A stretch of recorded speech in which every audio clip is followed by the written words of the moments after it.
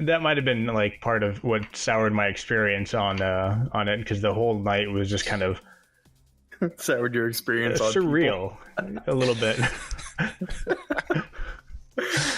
We've all got one of those evenings. Yeah.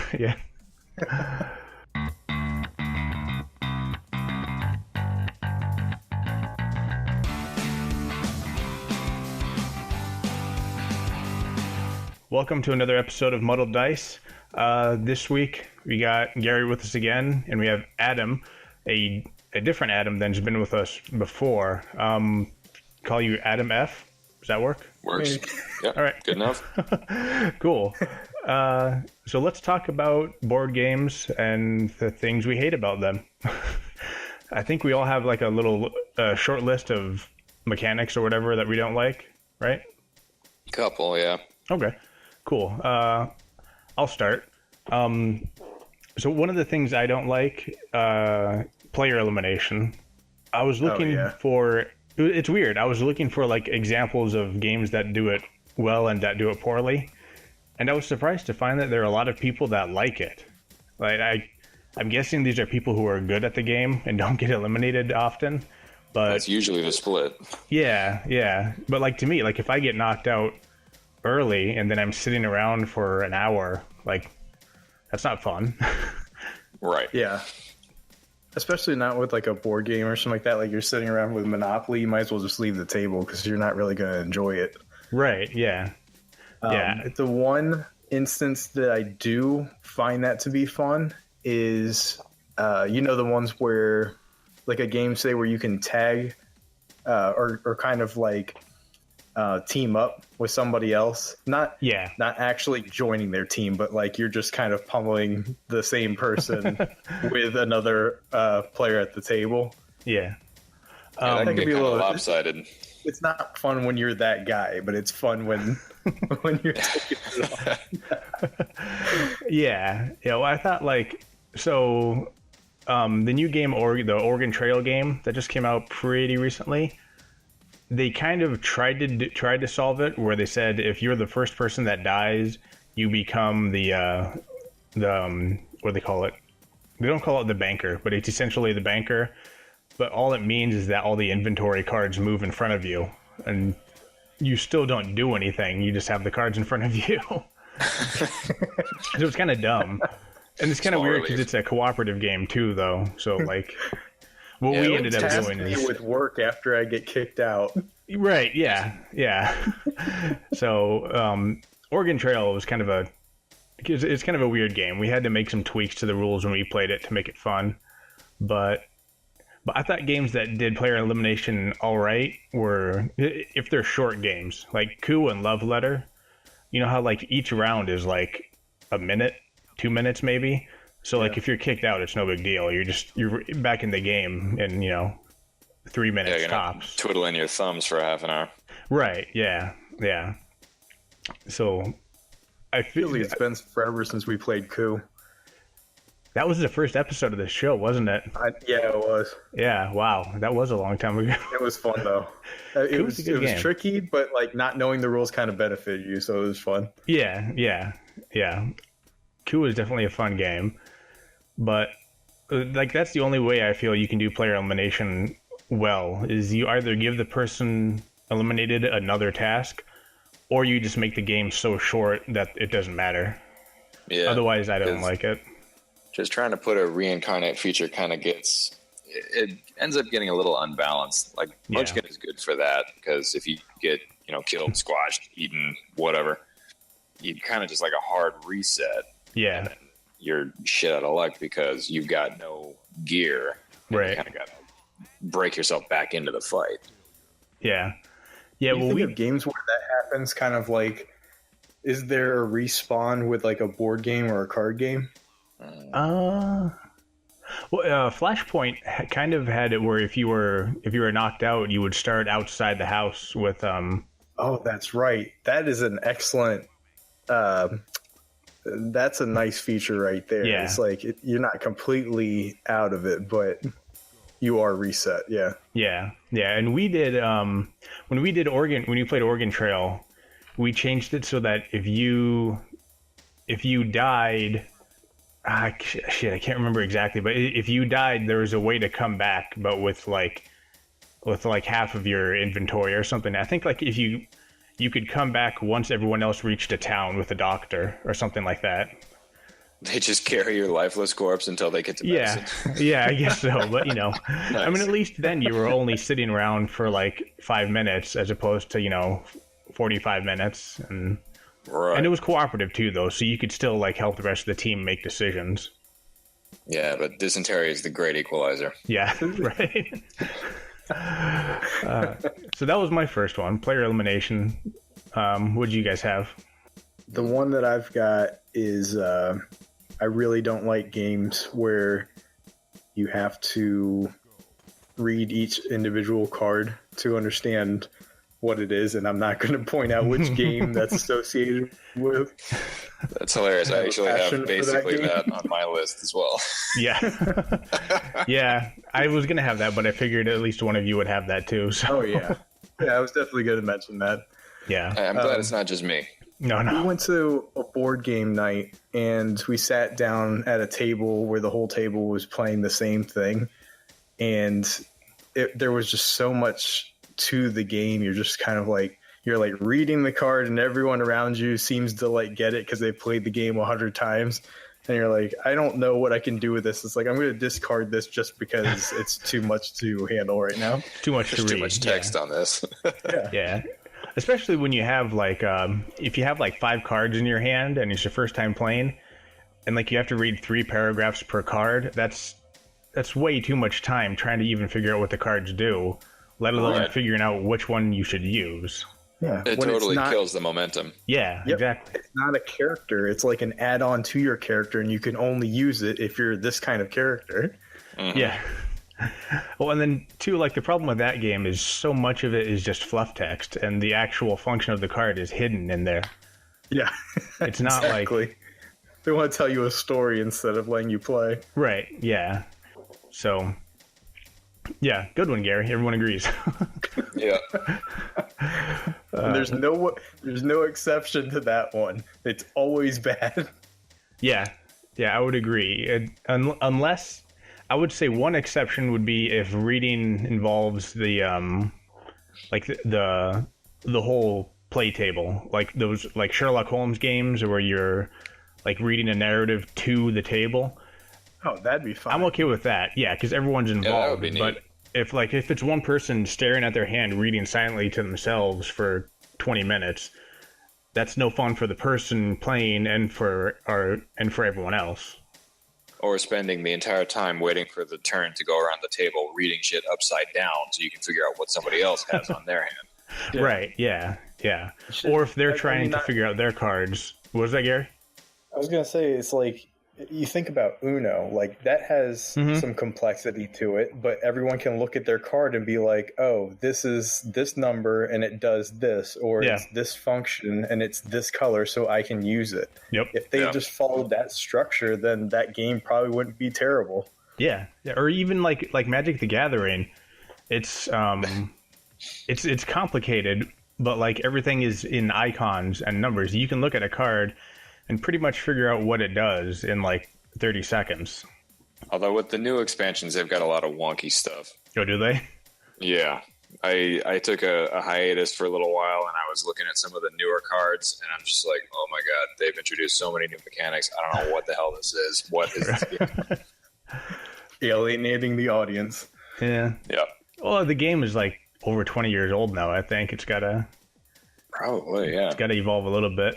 Well, but the other thing about that though is they introduced a new mechanic. So like once you know what, I don't know, to go way back, once you know what flying does, you know what any other card that has flying on it does.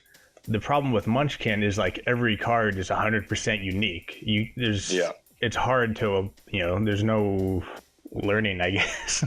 Yeah, and then you've got steampunk, and you've got regular, and you've got unleaded, and whatever else. Yeah. You have to kind of play it enough that you're intimately familiar with every card. You can just see it. Oh, that's the sneaky bastard sword. I know what that is. Yeah, I think Munchkin has to be taught a certain way to be fun, maybe, and that maybe when we played it, weren't taught well.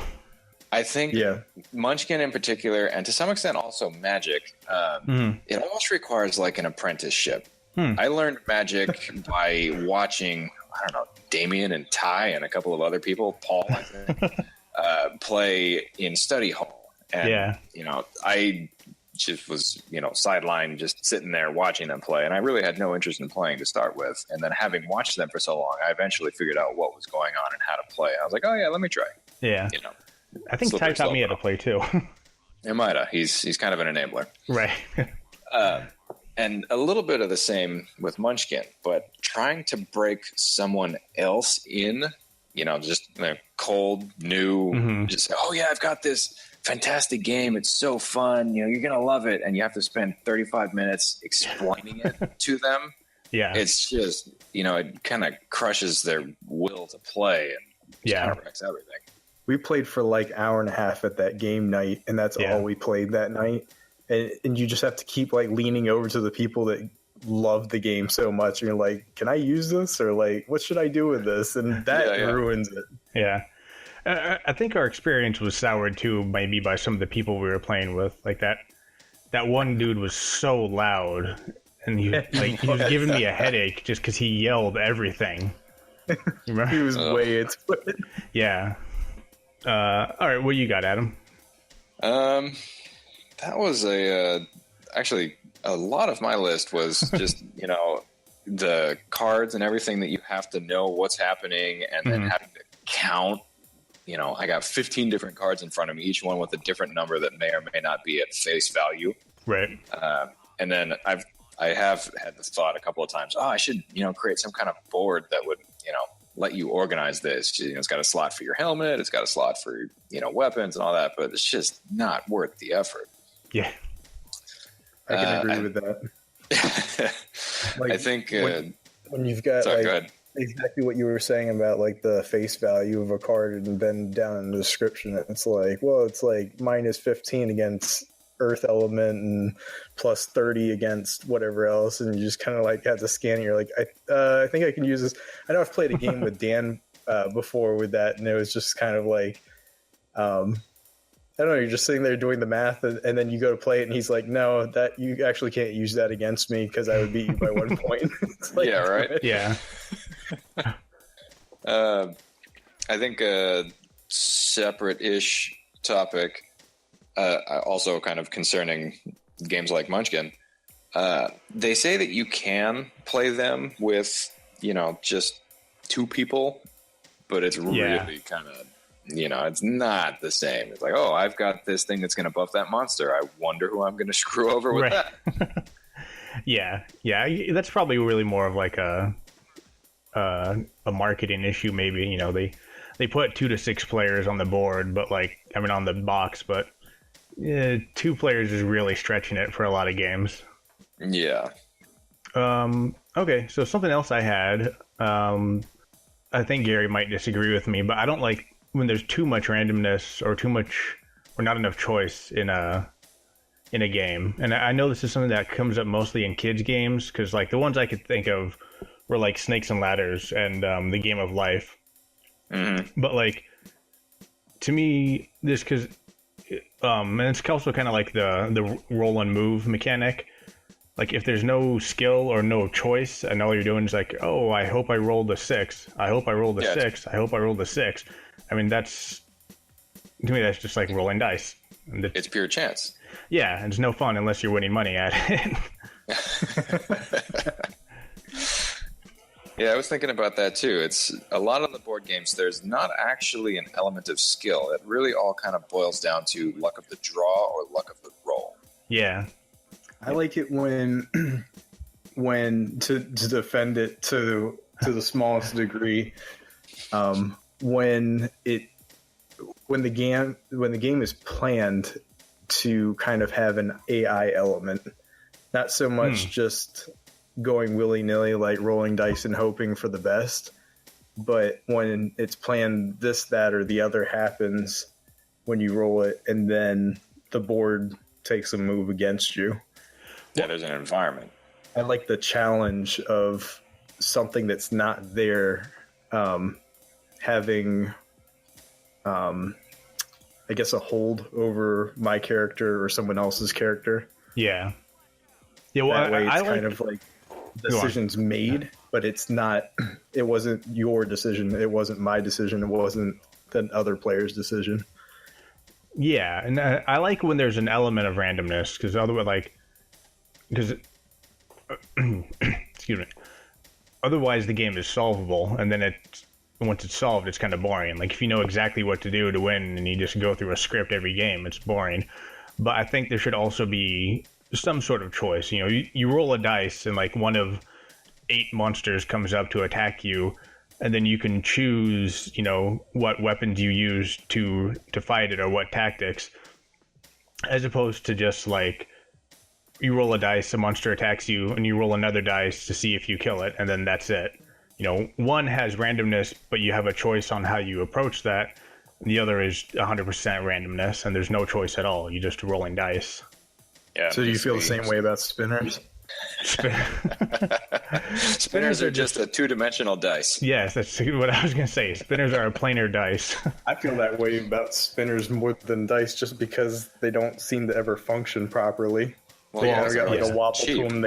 They skip. And all that. What else do you guys have?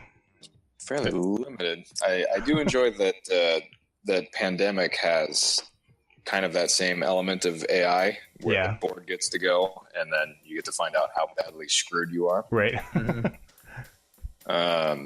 The end game on that one kind of was a little lackluster, so we actually figured out a way to kind of create an Act 2, and if you really get to it, an Act 3, where you actually can continue playing. Basically, if you get to I think if you die, then it's as if that team is dead, and then they launch another mission to continue where the other one's left off. Or if you Wait, in Pandemic? Yeah, Pandemic. How do you? Oh, I get what you're saying. Okay, so like if you get if you get 8 outbreaks, then like that team of researchers dies, and you have another one. Okay, I get it. Right. And if you deck out, then that's another reset. You still try to beat the game by curing everything, but even if you cure it, cure, or you have a vaccine but you haven't eradicated it. That's right. Yeah. If you eradicate everything, then you're some kind of god. Yeah, you just win. But if you cure everything, you keep playing until you deck out, and then you reset, and you basically drop all of the diseases down one level. So if it was eradicated, it becomes cured. If it was cured, it's just back in the wild. And instead of doing, a normal setup you draw for the 1, 2, 3 infects, you leave the board in whatever disaster it was in beforehand. So if you did well, then you have, hopefully a fighting chance. But if everything is just a giant shitstorm, then you hit the ground running and you hit it with your face. That sounds cool. Yeah. All right, Gary, do you have anything else? I'm trying to think. I had one when we were discussing the first option, or the first game mechanic that we didn't like, and I can't remember what it was. It wasn't on my list though. The player elimination? Yeah, there was something that we touched on. I can't remember what it was, but there was I just caught like a glimpse of like, oh yeah, that's something that I don't like, and I can't remember what part of the game it is. Okay, well here's something. Pointless turns. Like, it's your turn comes up and like you just have shit in your hand and you can't do anything, and all you can do is like discard a card or skip your turn. I hate that in games. If you just have a garbage hand. Yeah, because it's just like a waste.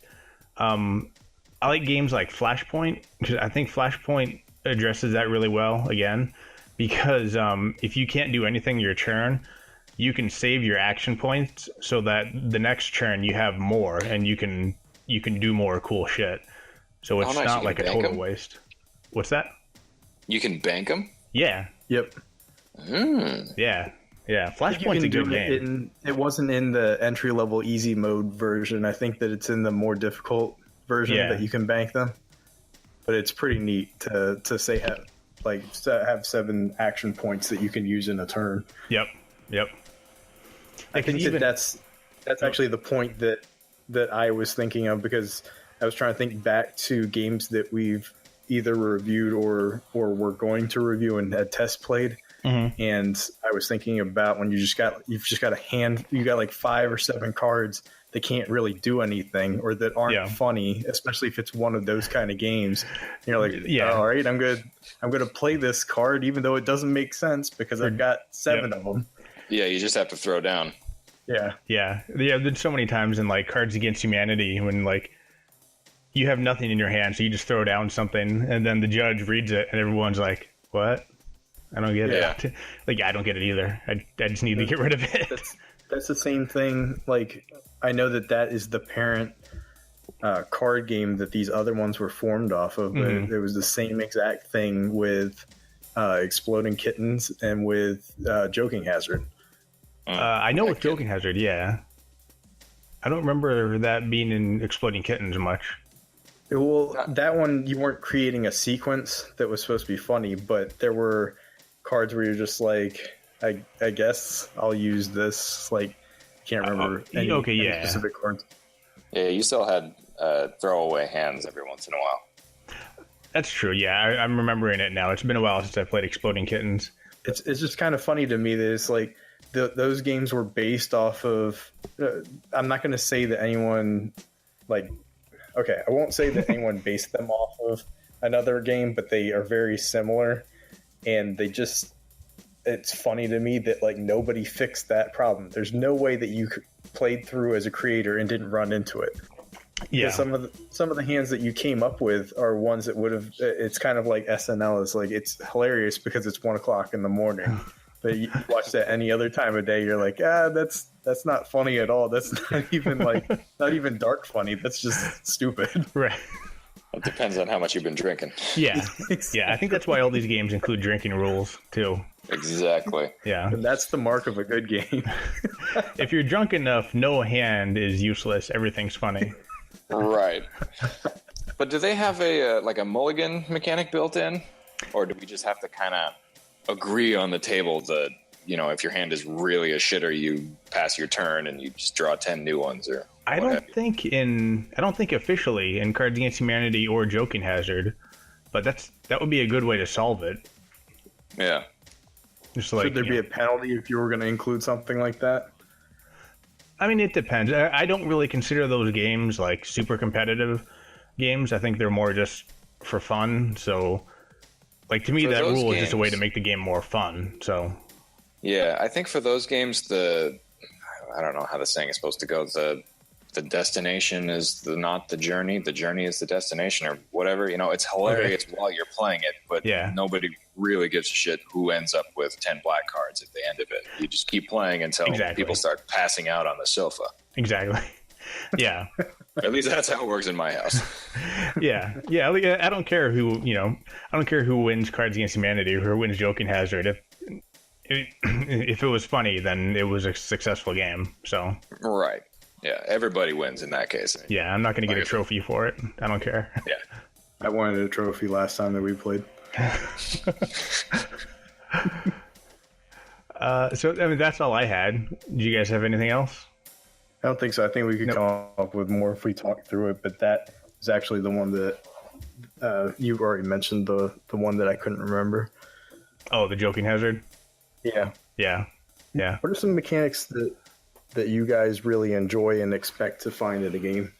Well, kind of going back to the randomness one, I really do like when there's an element of like you said, of AI in the game, like the disease spreading in Pandemic, and the fire spreading in Flashpoint, and even there's a game called Saint Malo where every player has this like little fortress on the island. And there's this neat mechanic where if you screw up too many times, pirates come and attack everybody, and they've got like some little basic AI, and it's neat having like like you said, like an external player or playing against the game. I love games that have that. the way that fire spreads in Flashpoint is awesome because it's chaos. Yeah. You don't know what's going to happen from turn to turn, or you can kind of predict maybe, but like it's got the explosions and it's got like the smoke turns to fire, and that it's really tough, but that's kind of what I like. I like it, I guess, being the underdog and trying to beat this, or like when we did Save the Farm and we increased the health of the monsters and you don't know if you're going to beat it, then that's exactly what I want to be in the trenches with. Yeah. It's great when you're going along, you think you've got everything figured out, you've got your plan, and then the board rolls and just you take it in the ass. You know, it's just totally blows up in your face. Everything falls apart. Yeah. Yep.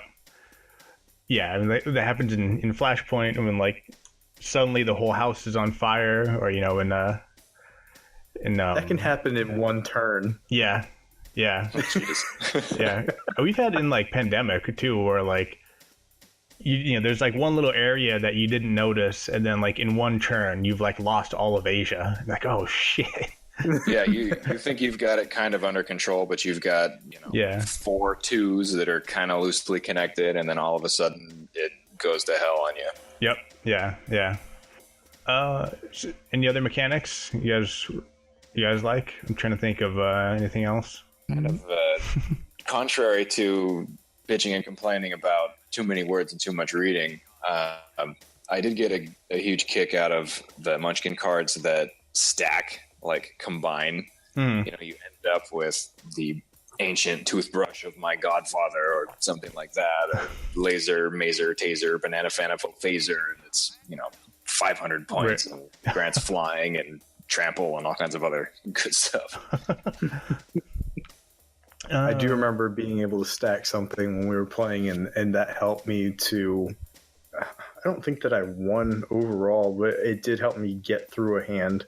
Yeah, I don't remember too many of the specifics about Munchkin. I just remember it was difficult to learn and wasn't a very good time. I think it was just kind of like, I remember these pieces because it was like instantly like seated in the hate, like a bottle of hate that's in my soul. It's like, I was like, can we leave yet? Like, can we play a different game?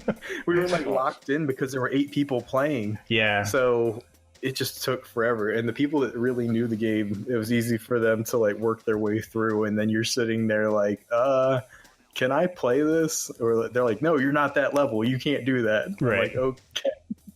I think that would be a situation that I hate. Not so much a mechanic, but just kind of by virtue of the group that you're with. If you're playing Munchkin with a group of 8 people, that is way too freaking many people. Yeah.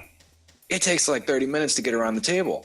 Yeah, What's the ideal amount, would you say? Like 3? 4 is a pretty good number for that. 6, I think, might get a little long in the tooth, and 3 is a little bit like, oh, you have too much stuff. We're going to gang up on you and kill you. Yeah. Yeah. Oh, there was that. There was like a row of 3 people who were either family members or friends or something that just would pile it on. Yeah. Yeah. I think too, like it was because that board game night was weird. It was supposed to be like a board game night, and it was advertised as being like part of International Board Game Day, but then it wasn't. And like it was supposed to be board games, but it was mostly just Munchkin. It was really weird. Not really represented as it should have been. Yeah. Cause I asked the host, I'm like, oh, so this is an International Board Game Day thing, and like you're sort of the tabletop. She's like, oh no, I just really like that show. Like, well, wait, yeah, that's not what it said on your advertisement. Did they charge a cover? No. I'm not really part of Dice Tower. I just said that I am. Yeah. And then she started talking about buying board games for a store. So we're like, oh, you own a board game shop? No. What? Nope. What? Yeah, it was really weird. And that might have been like part of what soured my experience on it, because the whole night was just kind of soured your experience on surreal a little bit. We've all got one of those evenings. Yeah. Yeah, we gave it a shot. It was a place that we really liked visiting anyway. Yeah. It was a bar that we both like, so, wasn't a total loss. Yeah, we've been visiting them since like the beginning of their whole journey. Yep. That's all I've got. We've been talking for a good 25 minutes. I don't really have anything else. You guys? Thank you. Not really. Okay, cool. I think we'll end it There's here. got to be more. I'm not huge into the scene. Like the only games that I've tried are through you or ones that I've heard about externally. So I haven't had that much experience. I can't comment to say like Magic or any of the other ones that have been classics for decades on end. Yeah. So I'm reaching for what I've got and what really stood out in the games that we tried.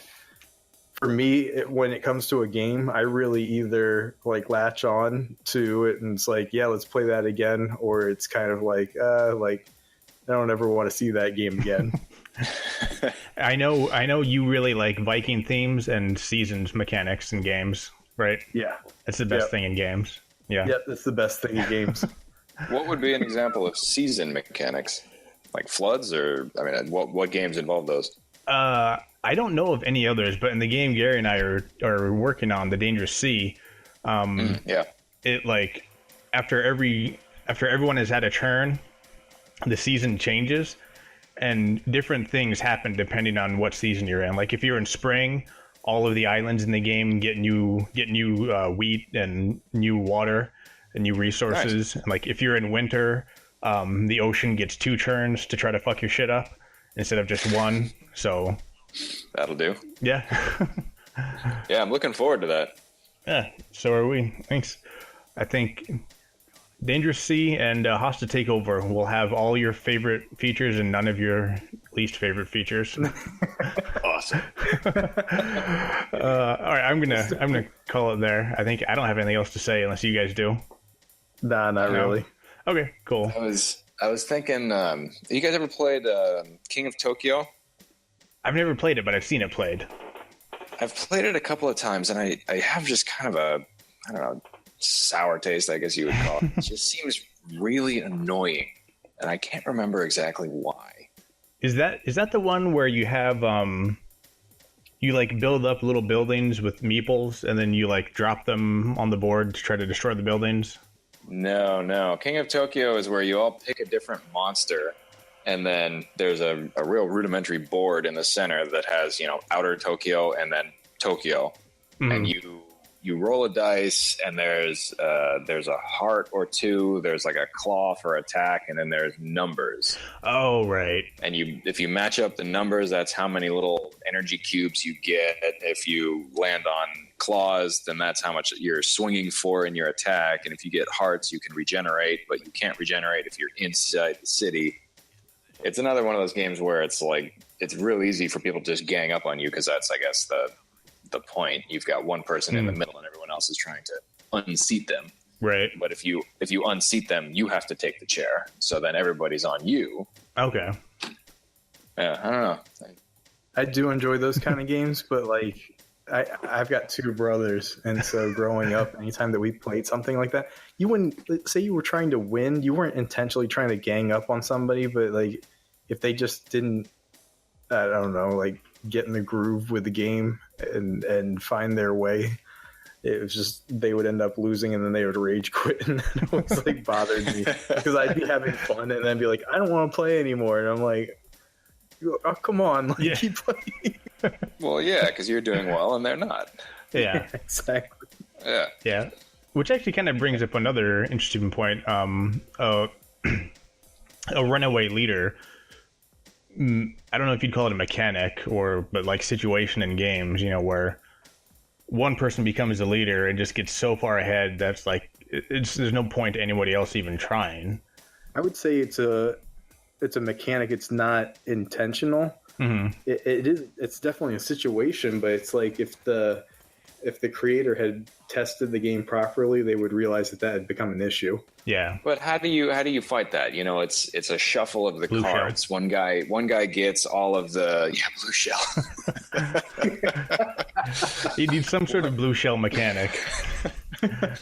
Yeah, how do you keep that fair? Yeah, the blue shell mechanic is just flipping the board. Board AI character comes in. They kind of like even everything else out for you. Like someone loses, someone wins a little bit more, but eventually it's going to come back in and show you who's boss. Yeah. Or even having like first, second, and third winners. You know, okay, there's no way in hell I'm going to be first place because whatever, Joe was a million points ahead, but like the three of us can still battle it out for second place or something like that. Yeah, that's true. Have you ever played Farkle? Yeah. So with Farkle, I know that it's roll of the dice and that you could either be like on a leaderboard or not. But I find even in that instance, when I'm losing by like 2,000 points or something ridiculous, it's still fun to try because it's roll of the dice. So there's always the chance that you can catch back up. Yeah. Yeah. Or there's another one like that.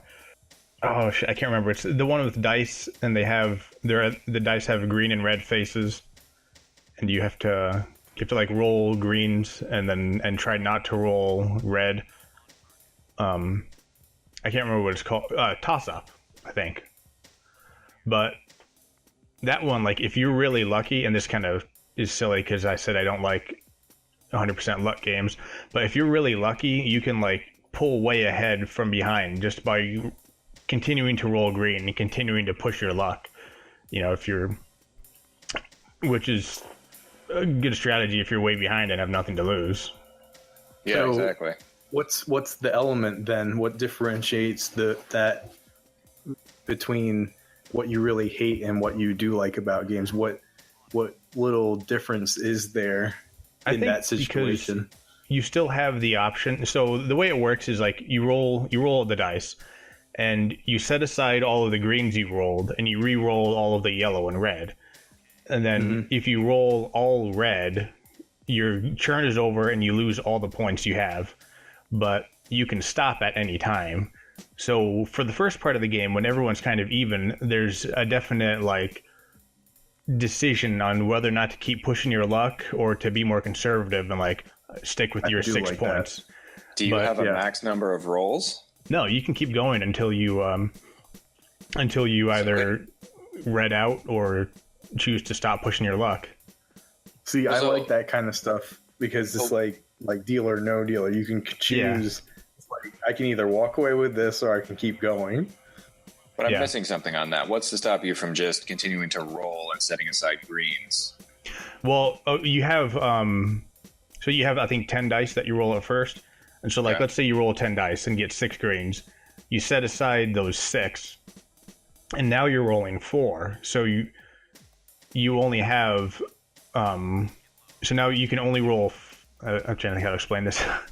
So you're more likely to roll all reds with only 4 dice than with 10 dice and get out. And then the further you go, the more points you have to lose. If you've got, like, 40 points, and then you have 1 die to roll... Your chances of rolling all of that dice rolling red are pretty high. I think 2 of the 6 faces are red, so there's a 33% chance of rolling all red if you're rolling 1 die, and then you lose all 40 points. If you get skunked and you get red, then you're toast. So if you roll a bunch of greens and you have 2 die left, and you roll those and you hit 2 reds, then everything is for naught. Yep. I gotcha. Okay. Yeah. And in the beginning of the game, it's a fun choice, but like if you're way behind, you might as well just keep rolling because you're not going to win by getting 3 points at a time. Yeah. That's almost That's like exactly what I was talking about with the underdog. Yeah, just kind of like Yahtzee. Yeah. Some hard decisions there, though. Do you chase the 4 of a kind? Yeah. Oh man, I haven't played Yahtzee in a long time. Do you take the full house on the first run, or do you start chasing something else? Yeah. All right. Cool. So I think we'll stop it there. Thanks for being on the show, guys. Appreciate it. It's always fun. No problem. Thanks for having me. Yeah, you're welcome back anytime. both of you, obviously. To the listeners, thanks for listening. If you like the show, subscribe, like, comment. You'll be notified when we upload the next episode. Thanks again, guys. Later.